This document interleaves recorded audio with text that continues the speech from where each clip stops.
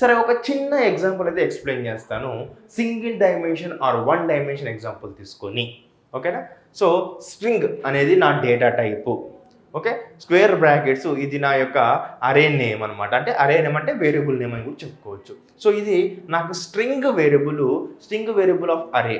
Okay, లేకపోతే నా యొక్క అరే అనేది స్ట్రింగ్ డేటా టైప్లో ఉందని చెప్పేసి చెప్పుకోవచ్చు. అయితే మీకు ఒకటి చెప్పాను కదా, అరే అనేది మల్టిపుల్ వాల్యూస్ని స్టోర్ చేస్తుంది సేమ్ టైప్ని అని చెప్పిన.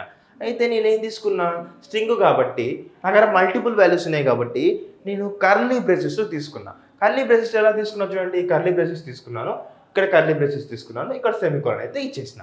అయితే ఇందులో నేను మల్టిపుల్ స్ట్రింగ్ వాల్యూస్ అయితే ఇచ్చిన.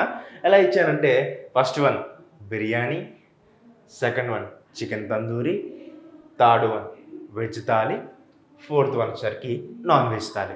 ఓకే, ఇవి నా యొక్క మల్టిపుల్ వాల్యూస్ అనమాట. ఈ మల్టిపుల్ వాల్యూస్ అన్నీ కూడా సింగిల్ వేరియబుల్లో స్టోర్ చేసినాం. దాని పేరు వచ్చేసరికి డిషెస్. దీన్ని మనం ఒక అరే అని చెప్పుకోవచ్చు.